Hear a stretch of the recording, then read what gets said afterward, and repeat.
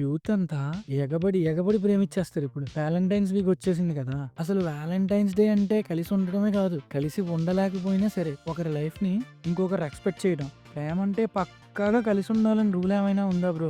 బొక్కలోది. హ్యాపీగా విడిపోవడం కూడా ప్రేమలోని ఒక రెస్పాన్సిబిలిటీయే. ప్రేమలో సక్సెస్ అవ్వడం అంటే పెళ్లి చేసుకోవడం మాత్రమే కాదు. కొన్నిసార్లు డిగ్నిటీతో విడిపోవడం కూడా. Love with honesty even if it is ends. ఇక్కడ ప్రేమ కోసం మాట్లాడడం కష్టమే, కానీ నేను చెప్తా నాకు తెలిసిన కొంచెం ప్రేమ గురించి. చాలా రోజులు నేను ప్రేమ కోసం ఎదురు చూసా. ఒక రోజు ఒక థాట్ వచ్చింది నాకు, నేను నిజంగా ప్రేమ కోసం ఎదురు చూస్తున్నానా, లేదా నన్ను ఎవరైనా కంప్లీట్ చేస్తారని వెయిట్ చేస్తున్నానా? ఈ క్వశ్చన్ నన్ను డిస్టర్బ్ చేసింది. లవ్ అనేది దొరికేది అని అనుకున్నా. ఒక మనిషి వస్తే, తను వస్తే నా లైఫ్ మారిపోతుందని నమ్మినా. కానీ లవ్ వచ్చిన ప్రతిసారి నాకు భయమే ముందొచ్చింది లవ్ కన్నా. ఎందుకంటే తనని నేను లూజ్ అవుతానేమో అని, మిస్ అయిపోతానేమో అని, తను లేకపోతే నేను బ్రతకలేనేమో అని. అప్పుడు అర్థమైంది ఇది భయం, లవ్ కాదు, జస్ట్ ఒక ఎంప్టీనెస్ అంతే. మనం చాలా సార్లు లవ్ అని పిలిచేది అసలు లవ్వే కాదు, అది నీడ్, అది డిపెండెన్స్, అది లోన్లీనెస్ కి ప్లాస్టర్. ఉషా గారు చెప్పినట్టు love is not a relationship, love is a state of being. ఈ లైన్ నాకు చాలా లేట్ గా అర్థమైంది. అంటే రిలేషన్షిప్ లో ఉండి కూడా లవ్ లేకుండా ఉండొచ్చు, సింగిల్ గా ఉండి కూడా లవ్ లో ఉండొచ్చు. డిఫరెన్స్ ఏంటంటే నువ్వు నాకు అర్థం అవ్వాలి, నువ్వు నాకు సపోర్ట్ ఇవ్వాలి, నువ్వు నాతోనే ఉండాలి. కానీ ఒక్కసారి అన్నిటికన్నా ముందు ఒకటి అడుగు, నేను నాకు అర్థం అయ్యానా అని క్వశ్చన్ వేసుకో.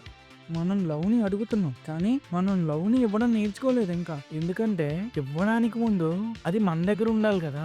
లవ్ అంటే ఒకరిని పట్టుకోవడం కాదు, ఒకరిని మార్చడం కూడా కాదు, ఒకరిని ఓన్ చేసుకోవడం కూడా కాదు. లవ్ అంటే నీ లోపల ఉన్న ఫుల్నెస్ ని షేర్ చేయడం వేరొకరితో. సింపుల్ ఎగ్జాంపుల్ చెప్పనా? ఒక ఎంటీ గ్లాస్ ని ఇంకో ఎంటీ గ్లాస్ మీట్ అయితే ఏమవుతుంది? ఫిల్ అవుతుందా?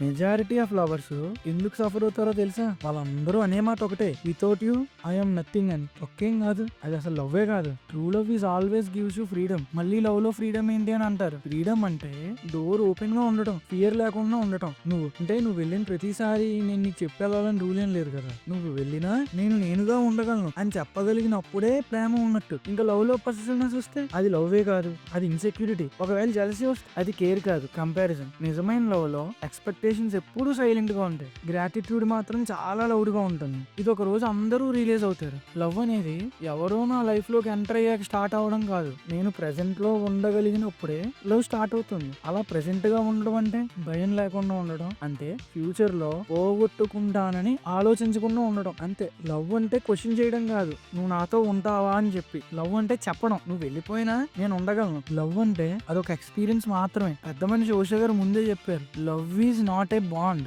Love is an openness.